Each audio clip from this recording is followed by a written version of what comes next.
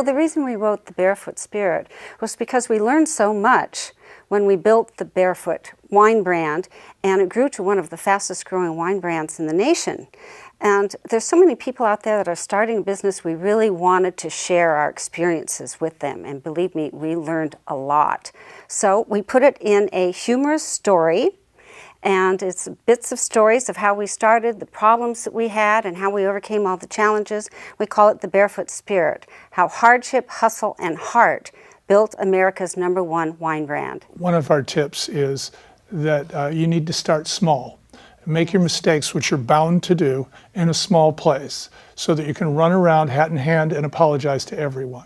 And you can hopefully learn by your mistakes, which means that you have to just write them down, take a look at them and see what you did wrong and what documents need to be changed. Maybe it's a sign, maybe it's a label, a checklist, a sign-off sheet, a job description, or even a clause in a contract to some outsourced service. So you do that, you build your business on the back of mistakes. The overall theme is that it's okay to not know what you're doing. It's okay to not have enough money as long as you put yourself in the other guy's shoes.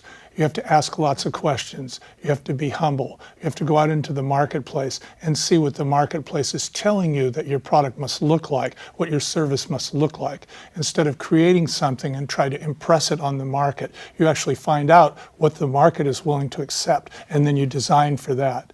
So I guess our message is put yourself in the other guy's shoes. The people who benefit by reading this book is anyone that's interested in being in business, not only a business owner, people who are starting business, or just an employee, because there's so many things to learn about running a business in this book. Also, anybody that wants a good laugh, somebody that wants to know more about how wine actually gets to you will enjoy this book.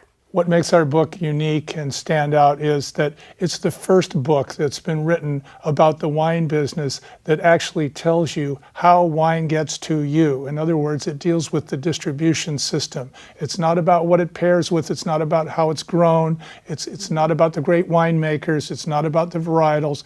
But it is about things like the laws, the supermarkets, the various people that you have to please between the time that it leaves your barn until it gets on the shelf in any state in the country. And it's just a great read.